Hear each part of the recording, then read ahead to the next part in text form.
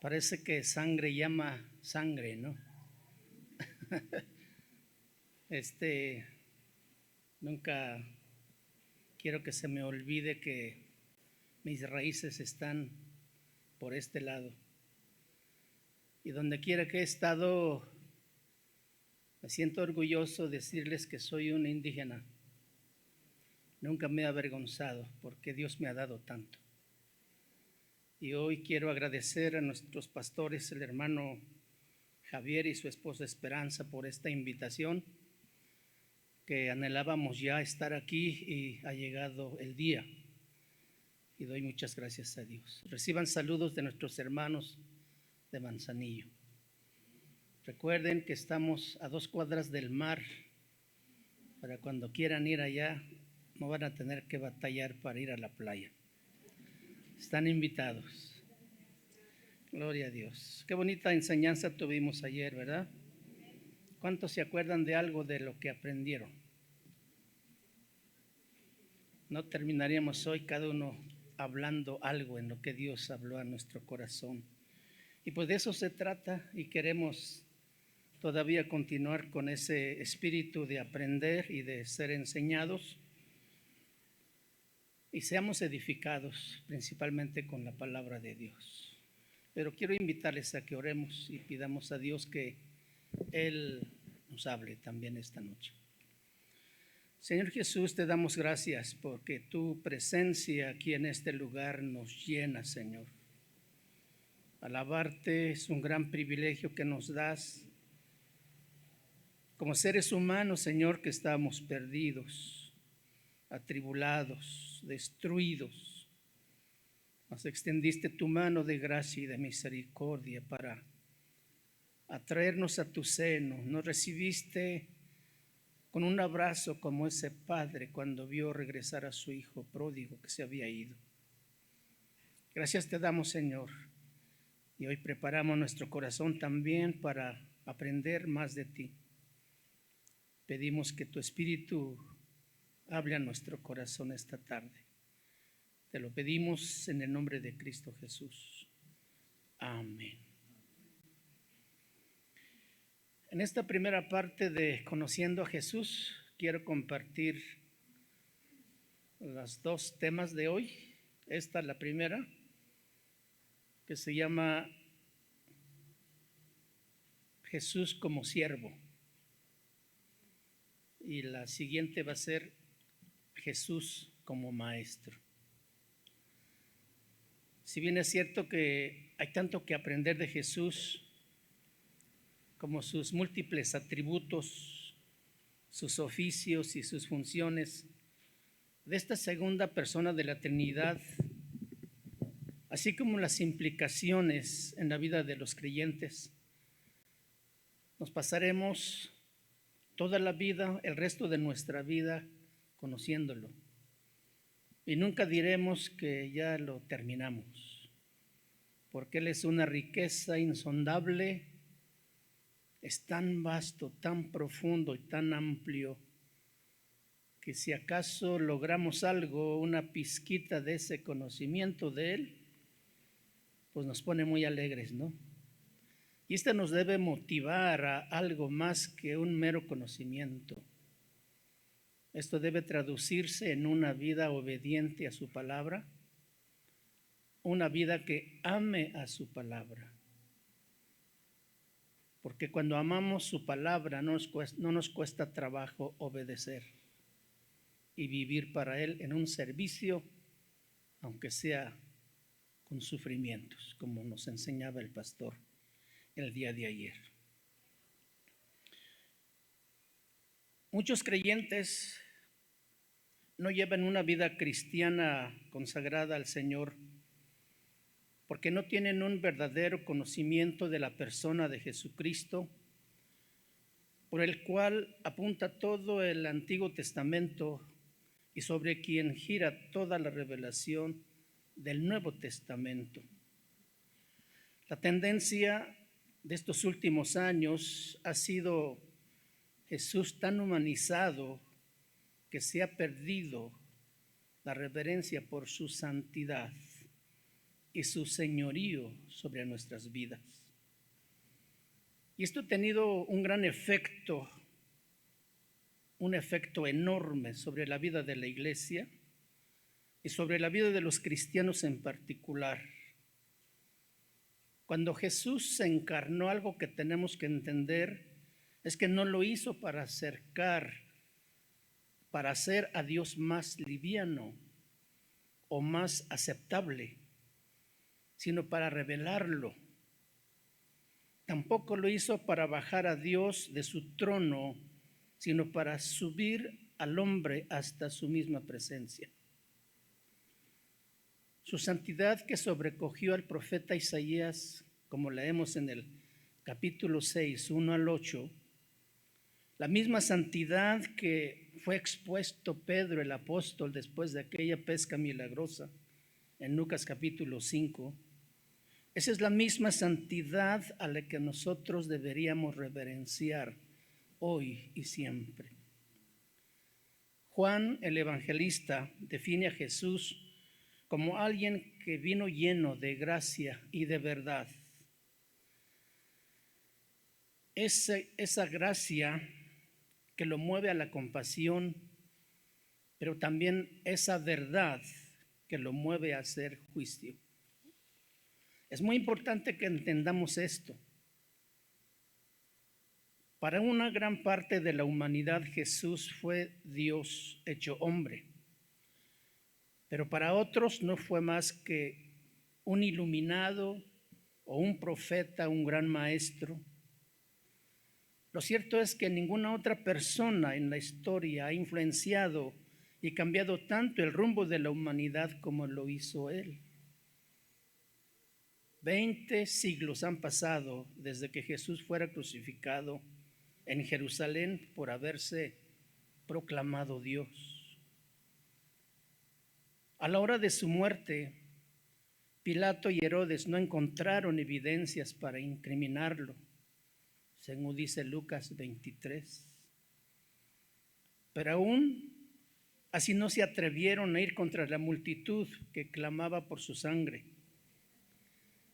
El ladrón en la cruz le confesó como Dios. El centurión que contemplaba la crucifixión al pie de la cruz lo consideró inocente. Usted ya sabe esa historia. 3 días después de su muerte, todos sabemos que su tumba quedó vacía.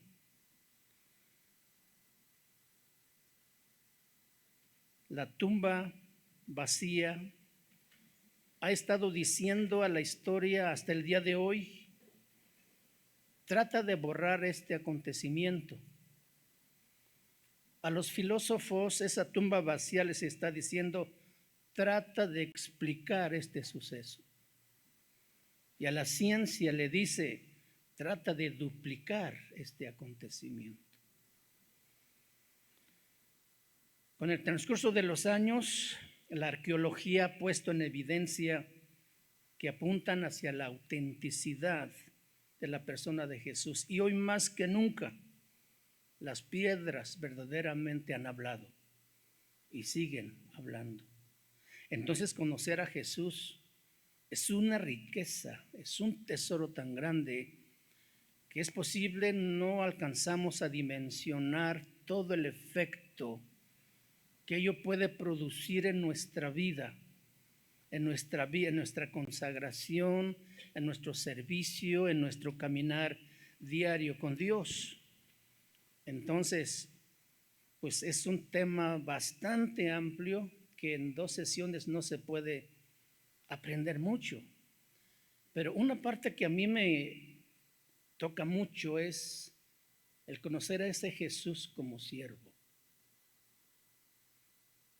Dice D.L. Moody, un evangelista, la medida de un hombre no es cuántos siervos tiene, sino a cuántos hombres él sirve. Muchos hechos llaman poderosamente la atención en la vida de Jesús, pero quizás uno de ellos, el aspecto más destacado, fue su vida de servicio. sobre todo si se considera que Él es el creador del universo, el creador de todas las cosas, y aún así se dispuso Él a servir a la criatura. Cuando se piensa que el Dios del universo, el que sustenta todas las cosas con la palabra de su poder, como dice Hebreos 1:3, fue capaz de llegar a arrodillarse para lavar, para servir a los hombres, a los que Él creó. Fue capaz de llegar a doblar su rodilla para lavar los pies de los discípulos. Y esto es algo que va más allá de lo que nosotros podemos entender con nuestra mente y con nuestro corazón. Difícilmente podemos asimilarlo en su completa dimensión. Para esto quiero invitarlos a que vayamos al Evangelio capítulo 13, que nos detalla un momento tan importante en la vida de Jesús, unos momentos antes de su crucifixión. Él ya estaba terminando su ministerio y quería dejar bien plantado en sus discípulos ese espíritu de servicio con que Él vino a servir a los hombres. Ustedes siguen la lectura en la pantalla. Dice: antes de la fiesta de la Pascua, sabiendo Jesús que su hora había llegado, para que pasase de este mundo al Padre, como había amado a los suyos que estaban en el mundo, los amó hasta el fin. Y cuando cenaban, como el diablo ya había puesto en el corazón de Judas Iscariote, hijo de Simón, que le entregase, sabiendo Jesús que el Padre le había dado todas las cosas en las manos y que había salido de Dios y a Dios iba, se levantó de la cena y se quitó su manto y tomando una toalla se la ciñó. Luego puso agua en un lebrillo y comenzó a lavar los pies de los discípulos y a enjugarlos con la toalla con que estaba ceñido. Entonces vino a Simón Pedro y Pedro le dijo: Señor, ¿tú me lavarás los pies? Respondió Jesús y le dijo: lo que yo hago tú no lo comprendes ahora, mas lo entenderás después. Pedro le dijo: no me lavarás los pies jamás. Jesús le respondió: si no te lavare, no tendrás parte conmigo. Le dijo Simón Pedro: Señor, no solo mis pies, sino también las manos y la cabeza. Un Pedro atrabancado, ¿verdad? Que hablaba cuando no debía hablar o callaba cuando debía hablar, un hombre impulsivo. Jesús le dijo: el que está lavado no necesita sino lavarse los pies, pues está todo limpio, y vosotros limpios estáis, aunque no todos. Porque sabía quién le iba a entregar y por eso dijo: no estáis limpios todos. Así que después que les hubo lavado los pies, tomó su manto, volvió a la mesa y les dijo: ¿sabéis lo que os he hecho? Vosotros me llamáis maestro y señor, y decís bien, porque lo soy. Pues si yo, el Señor y el maestro, he lavado vuestros pies, vosotros también debéis lavaros los pies los unos a los otros. Porque ejemplo os he dado, para que como yo os he hecho, vosotros también hagáis. De cierto os digo, de cierto os digo, el siervo no es mayor que su Señor, ni el enviado es mayor que el que le envió. Si sabéis estas cosas, bienaventurados seréis si las hiciereis. Qué tremendo pasaje tenemos a nuestra vista hoy. Sin duda, su ejemplo de servicio más conocido aparece relatado en este capítulo del Evangelio. Porque en este capítulo se narra un episodio en el que Jesús terminó lavando los pies de sus discípulos. Y ocurrió en una cena de Pascua que celebraba con sus discípulos horas antes de su crucifixión. Existía la costumbre en aquellos tiempos de que cuando una persona adinerada recibía alguna visita, sus siervos al entrar les lavaban sus pies. Se consideraba una manera de decirles bienvenidos. Y la razón era que las calles de aquellos lugares eran muy polvorientas y los pies estaban sucios. A los discípulos les pareció inconcebible que una tarea normalmente realizada por un esclavo viniera a ser hecho por Jesús. Y por eso la reacción del apóstol Pedro en ese momento fue como leímos. Y este impacto debió haber sido fuerte para sus discípulos. De acuerdo con lo que se narra en este versículo y leemos, ninguno de ellos se le ocurrió lavar los pies por lo menos de su maestro. A lo mejor no tenían deseo de lavar los pies de su hermano, pero ni siquiera de aquel que les estaba enseñando. Después de 3 años y medio de andar con él, de ver su ejemplo, recibir sus enseñanzas, ver los milagros, ver con qué amor él servía a la gente,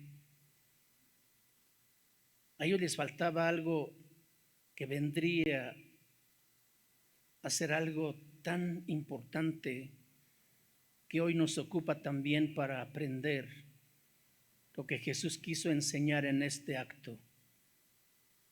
El creador del universo humillándose, doblando sus rodillas para lavar los pies aún de aquel que le iba a entregar, que le iba a traicionar.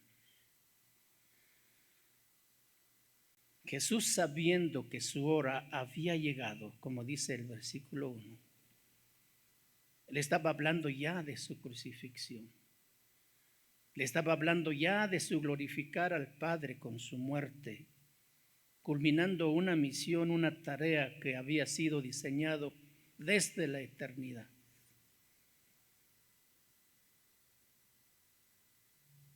La hora de glorificar al Padre por medio de la cruz. Entonces quiso dejarles, antes de partir, el mayor de sus ejemplos, que es el servicio.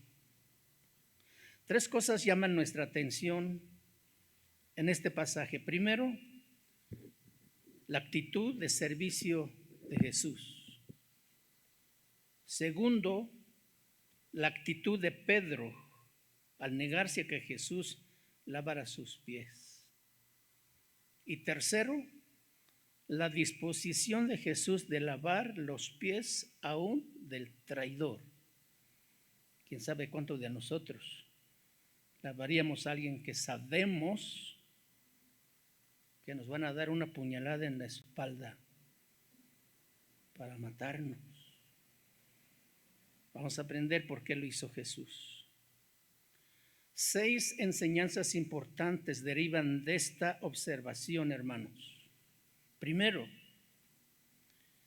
quien no sabe dar, no sabe recibir. ¿Cómo es? ¿Cómo dice? Esto es lo primero que tenemos que aprender. ¿Qué dice el versículo 8? Pedro le dijo: no me lavarás los pies jamás.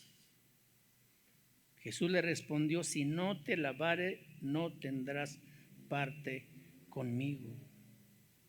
En general, la persona que no sabe dar,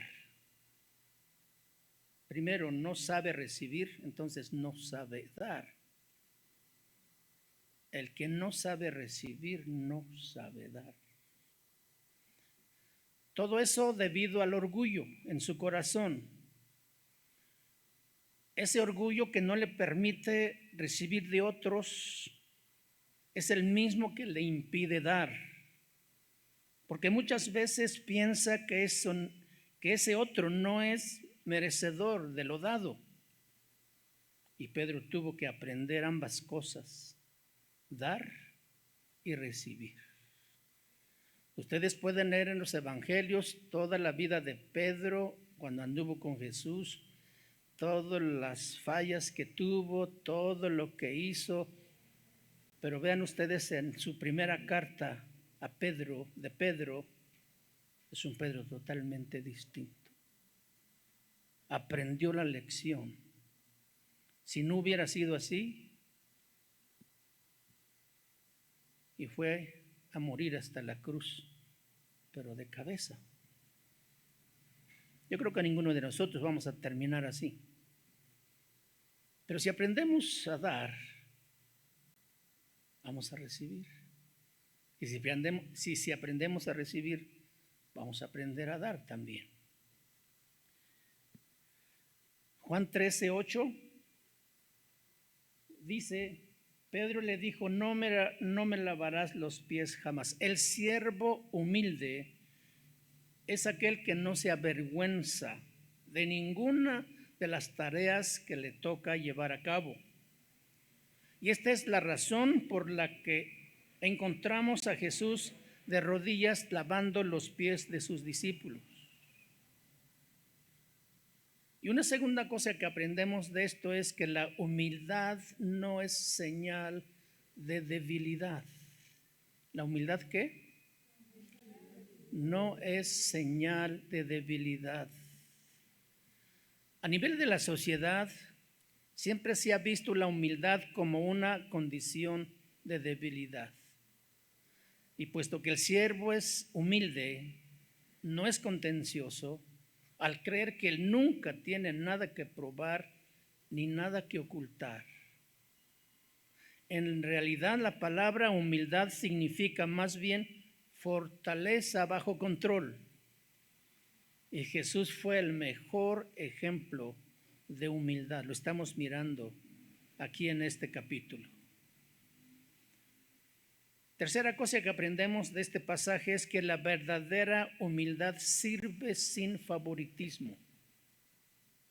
Parece que esta es una enseñanza continuada de la lección de ayer, ¿no? Como servidores. La verdadera humildad sirve sin favoritismos. El versículo 10 y 11 dice, Jesús le dijo, el que está lavado no necesita sino lavarse los pies, pues está todo limpio y vosotros limpios estáis. ¿Qué dice en su Biblia al final? Aunque no todos, porque sabía quién la iba a entregar, por eso dijo, no estáis limpios todos. La verdadera humildad sirve sin favoritismo. Ser humilde no elige a quién servir, sino que sirve, porque eso es parte de su naturaleza.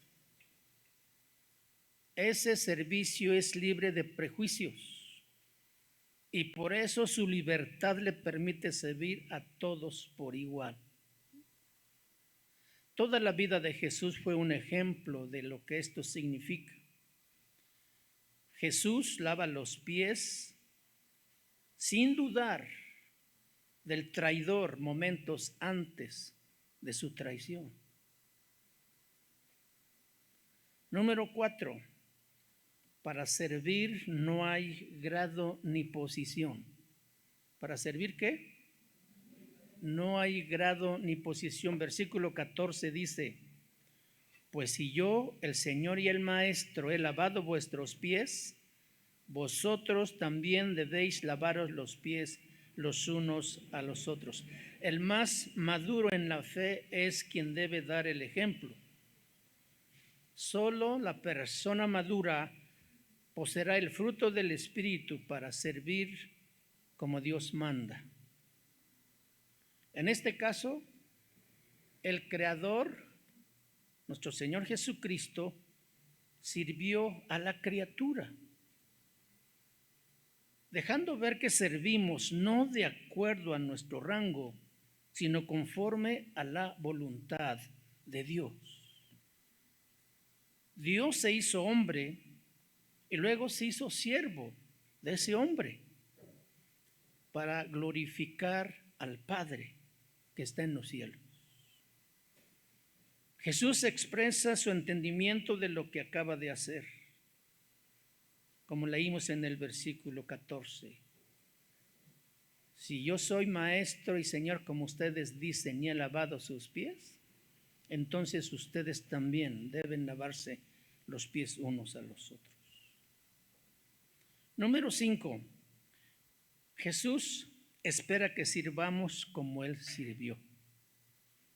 ¿Jesús qué? Versículo 15. Porque ejemplo os he dado, para que como yo os he hecho, vosotros también hagáis. Como yo os he hecho. Porque a veces servimos no como Jesús lo hizo, sino como nosotros queremos. No queremos batallar y acomodamos las cosas a nuestra conveniencia. Y pretendemos servir así al Señor y a los hermanos, pero esa no es la manera que Jesús dijo. Él quiere que nosotros sirvamos como Él sirvió. El que sirve como Jesús sirvió no cuestiona ni el servicio ni a quién le sirve, porque su servicio no tiene que ver con la persona, sino con Dios, que es a quien Él sirve. Y por eso lo puede hacer con alegría, no forzándose, o no forzadamente, o no de mal gusto, porque no se trata de la persona, sino se trata de Dios. Jesús no solo nos dio ejemplo, sino que nos dejó ver lo que esperaba de sus servidores. Así como yo he hecho, hagan ustedes también.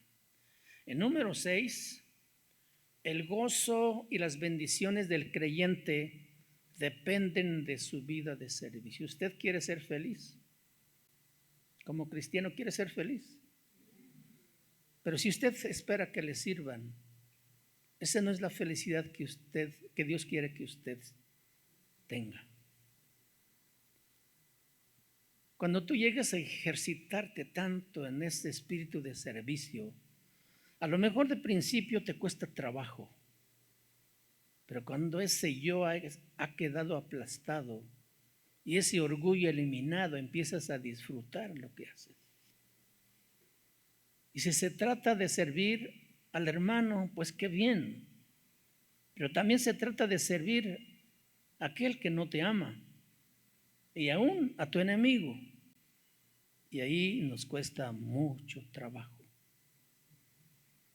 Pero el gozo y las bendiciones del creyente dependen de su vida de servicio. Versículo 17 dice: si sabéis estas cosas, bienaventurados, dichosos, felices seréis si las hiciereis.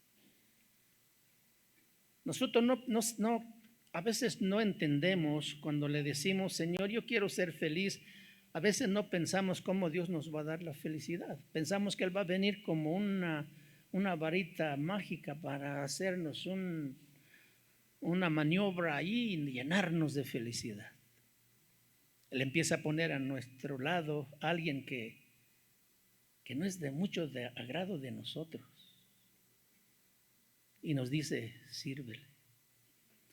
Recuerdo ahí en Guadalajara, en las reuniones, se sentaba detrás de mí un hombre, un hermano, que cantaba bien feo.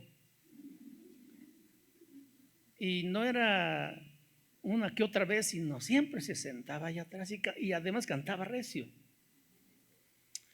Y yo me llegué a molestar. Dice: este hermano no puede sentarse en otro lado. Y el Señor me dijo: él también es mi hijo. Wow, dije: perdóname, Señor, es mi hermano. también ahí lo limpió tu sangre. No sabe cantar, pero te alaba.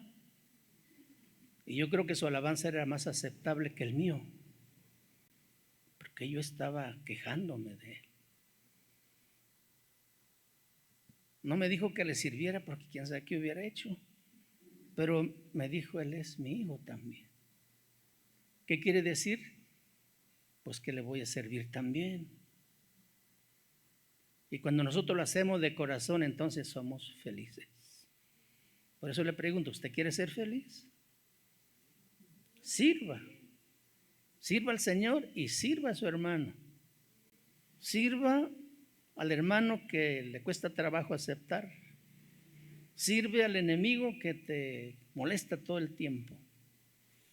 Y cuando tú logres hacerlo, entonces vas a empezar a disfrutar la felicidad.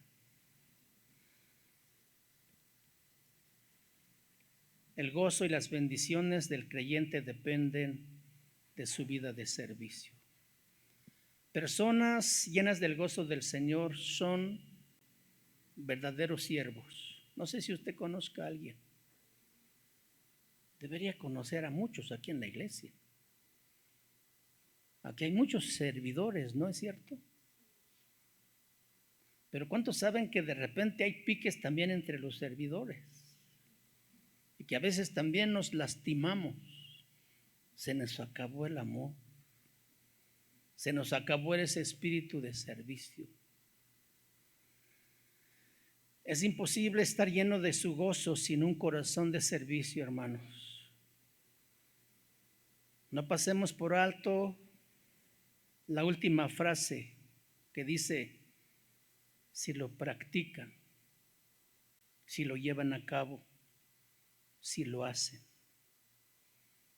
No hay manera de ser felices sin la obediencia en el servicio. Toda la vida de Jesús es un modelo de humildad y de servicio. La palabra de Dios revela que Jesús comenzó a humillarse aún antes de encarnarse y venir aquí al mundo. Porque este plan de redención no se originó cuando Cristo ya nació aquí. Se originó en la eternidad, antes de la fundación del mundo. Entonces, desde allá Cristo empezó a humillarse. Porque cuando Dios dijo, hijo, vas a ir al mundo a redimir a esos pecadores malvados que están ahí, entre ellos nosotros, Él dijo, sí, Señor. Pero vas a tener que dar tu vida en la cruz, te van a matar. Estoy listo, Él dijo eso. Pudo haber dicho, no, pero ¿cómo me mandas a mí? Soy tu único hijo. Fui fundador del universo contigo, ahora me vas a mandar a sufrir. Fíjense cómo Él también se dispuso a sufrir desde antes, como nos enseñaba el hermano. Si no tenemos disposición de sufrir, vamos a sufrir.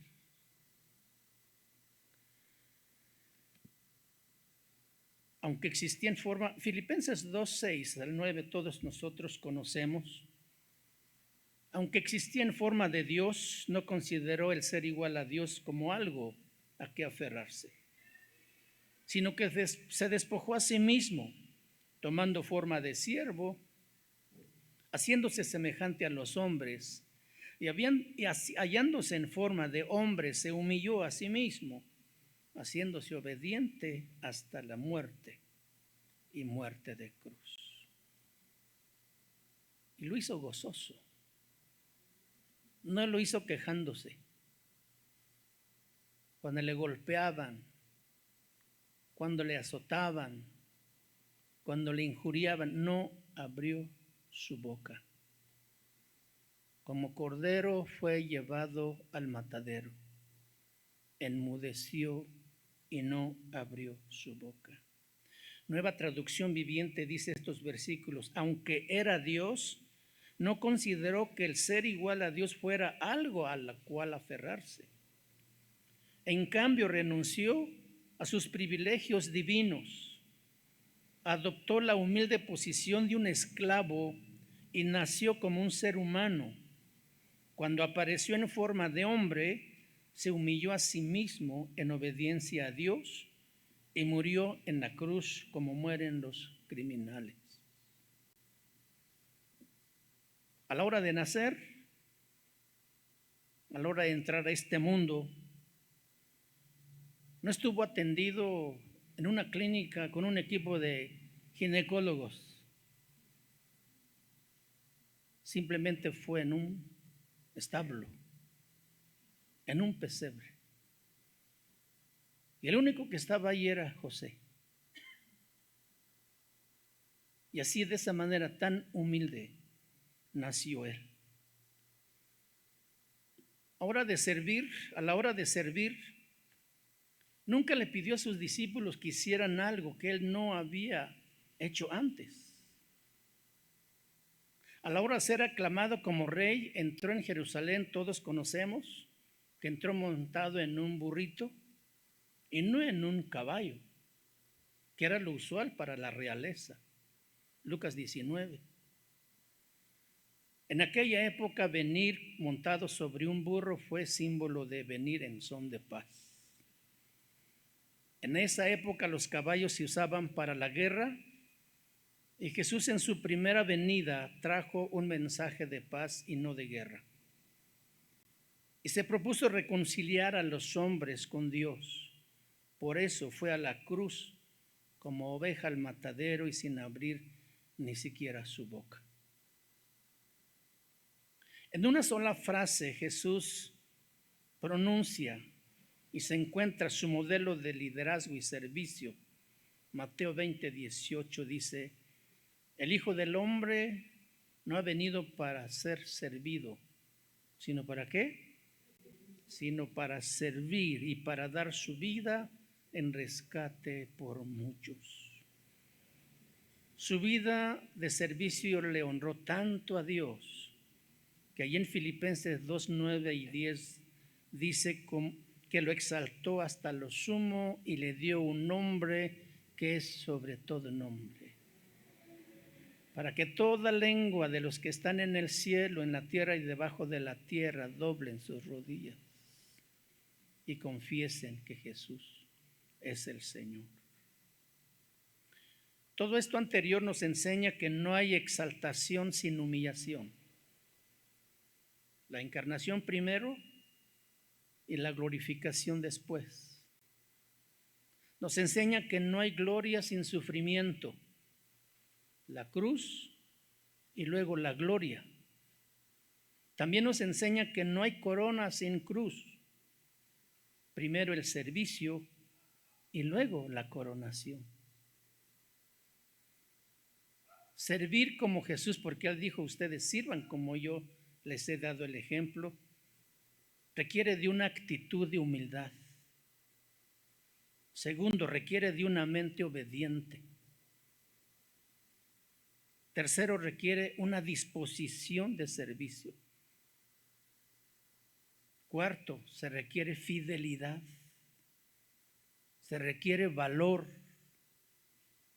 Y se requiere no ser contencioso. Requiere que seamos mansos.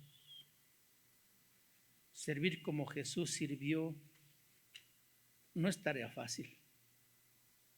Pero si de veras hay disposición en nuestro corazón de hacerlo como Él lo hizo, seguramente Él nos va a dar su gracia para poderlo hacer. A manera de aplicación, una descripción de cada uno de estos puntos que acabo de enumerar. Las luchas y las divisiones surgen porque el hombre no muere a sí mismo, como lo hizo Jesús.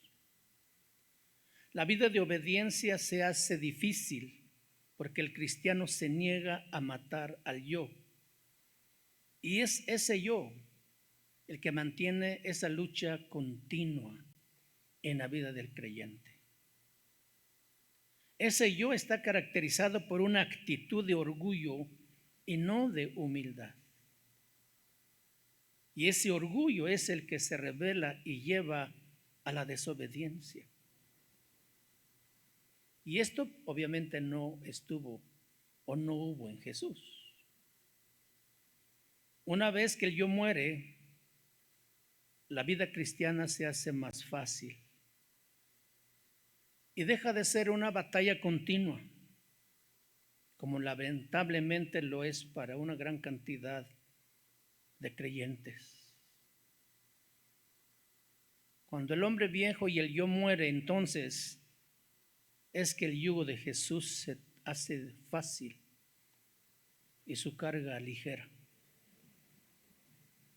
Hablando de fidelidad, como otro punto, es la cualidad de honor y de honrar nuestro compromiso y la palabra que hemos dado. Es la cualidad de mantenerse en el camino sin distracción y sin mirar hacia los lados,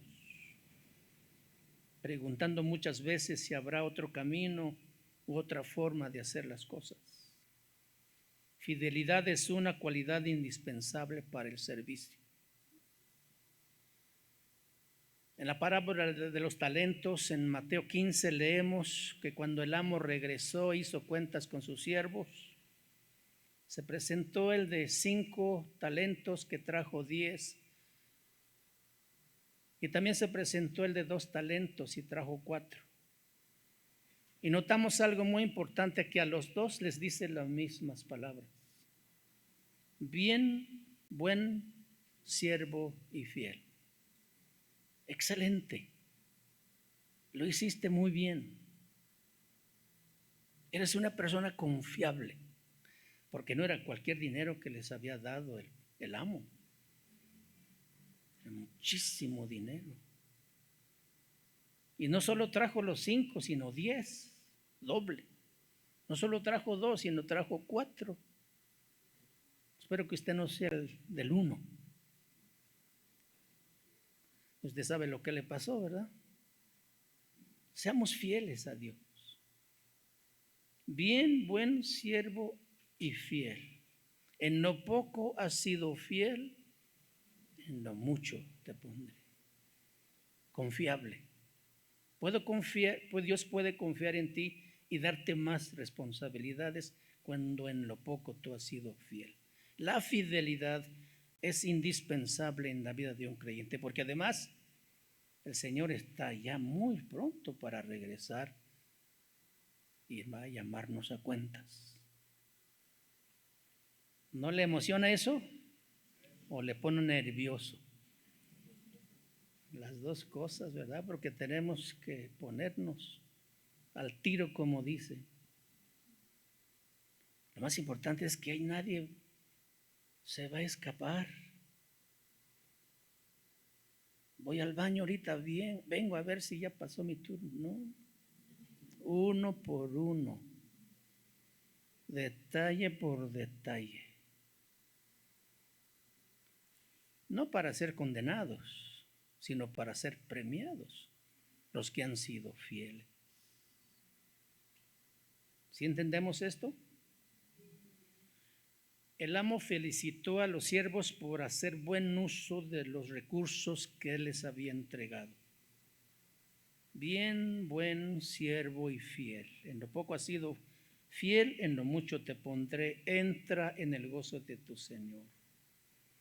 Incluso aquí en la tierra, nuestro gozo depende muchas veces de nuestra fidelidad a Dios. Otro punto que vimos fue el valor en el ministerio y en la vida de Jesús. Él tuvo que enfrentar al ejército romano allí en el huerto de Getsemaní, ¿se acuerdan? Cuando preguntaron, cuando Jesús dice, ¿a quién buscan? Ellos dicen a Jesús, yo soy. Dice que todos retrocedieron atrás.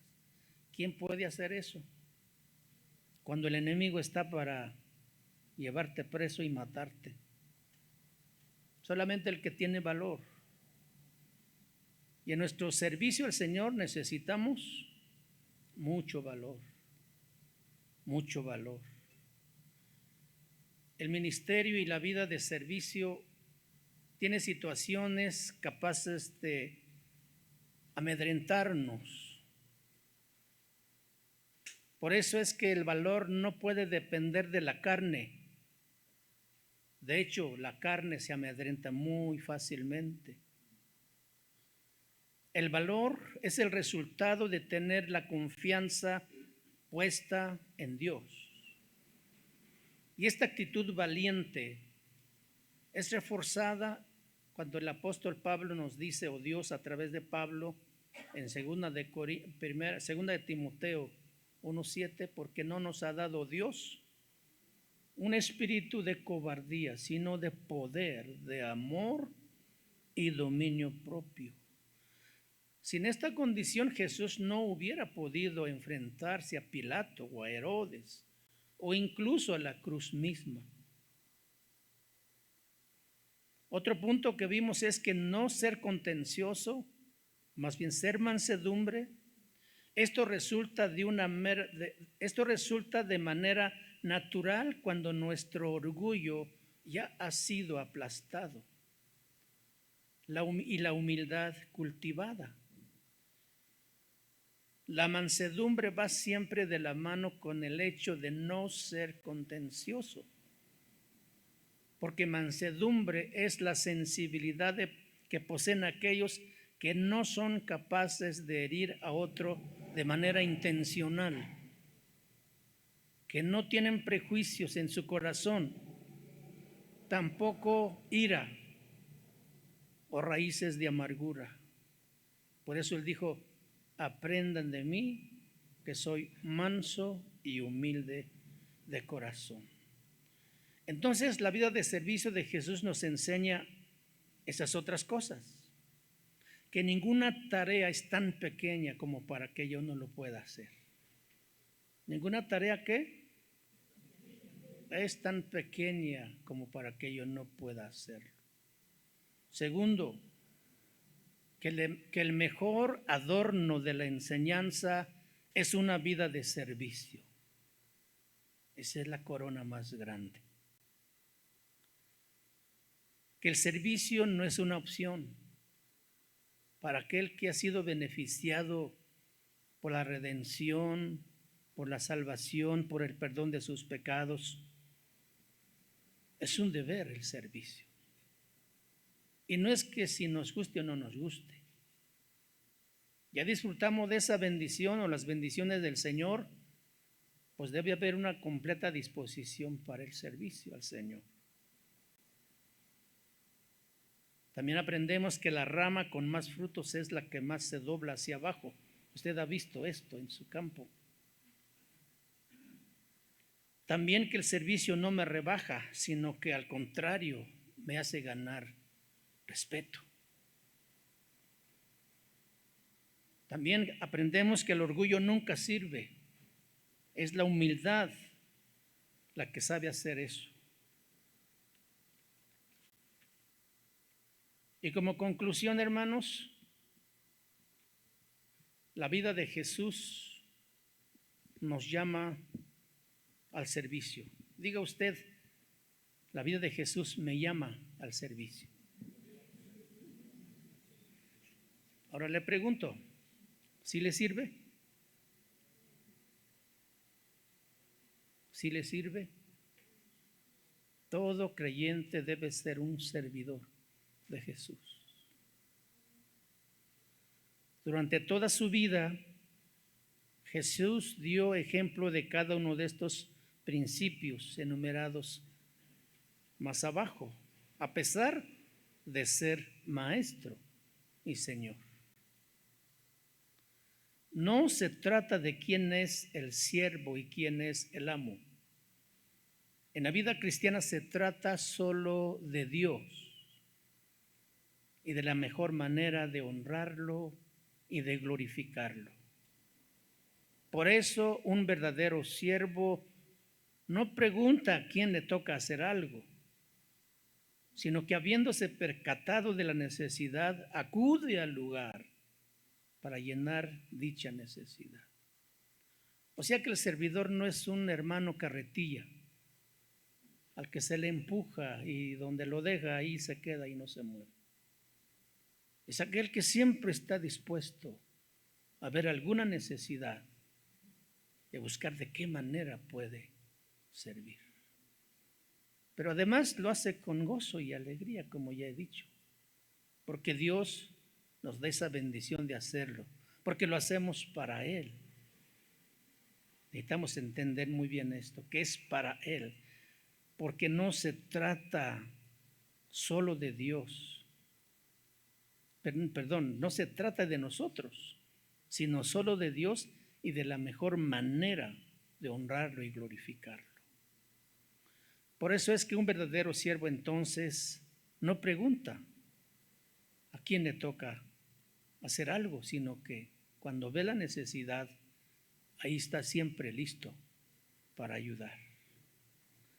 Dios nos ha llamado a una vida de servicio por varias razones. Número uno, para servir yo necesito morir a mí mismo. Y esa muerte contribuye a destruir el orgullo con el cual todos hemos nacido. Segundo, la vida de servicio me permite vivir entrado en el otro, escuchen, entrado en el otro, y por lo tanto me ayuda a salir de mí mismo, con lo cual Dios me ayuda a destruir mi egocentrismo.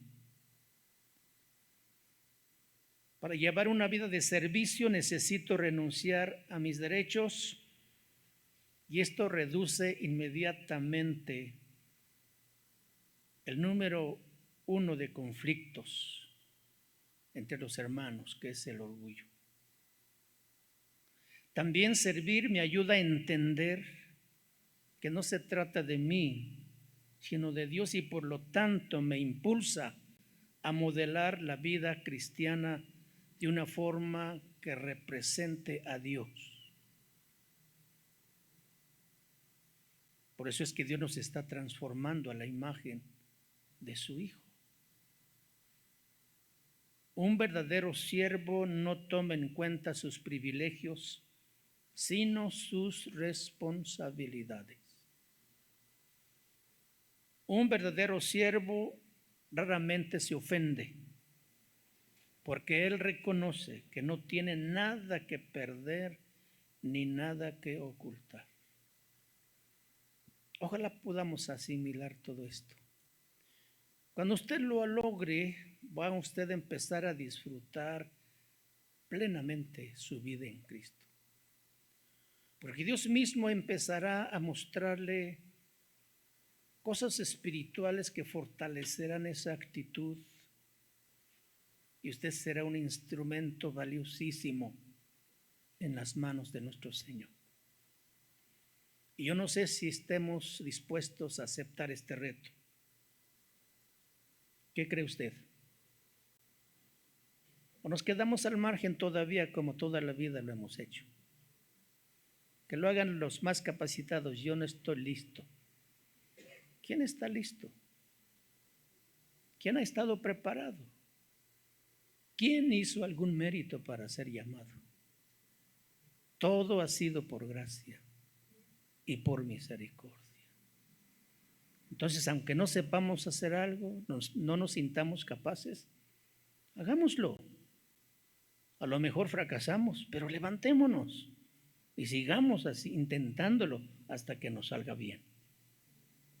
Tenemos la promesa de la presencia de Dios, su poder, su Espíritu Santo que nos revela y además nos consuela en tiempos de aflicción. Tenemos todo. O sea que no tenemos excusa. Y no solamente para los servidores que agarran la escoba, el recogedor, el trapeador, sino para todo cristiano que ha sido bendecido con la salvación de su alma. ¿Con qué podríamos pagar a Jesús tanto que ha hecho por nosotros?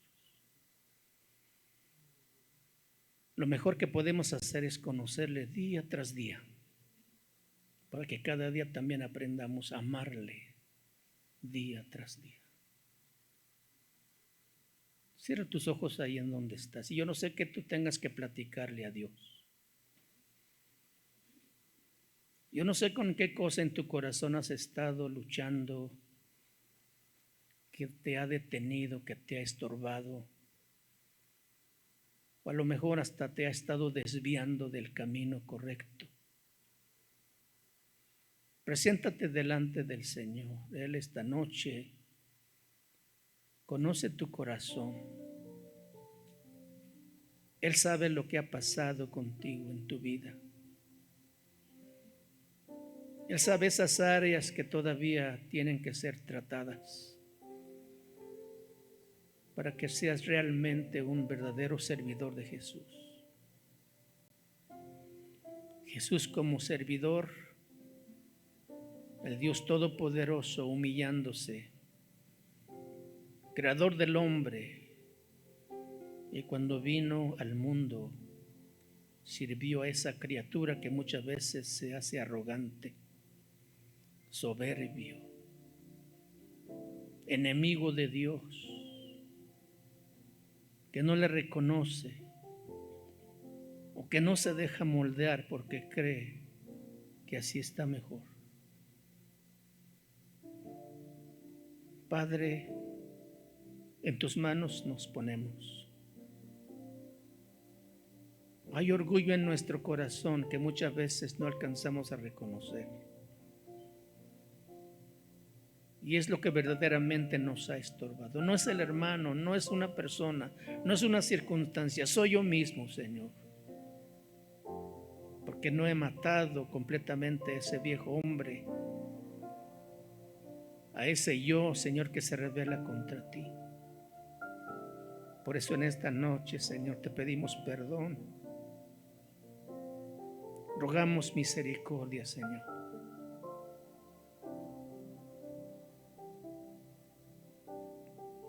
Sigue tratando con nosotros. Y ayúdanos, Señor, a entender que eres tú. Que tú estás siguiendo un propósito que quieres cumplir.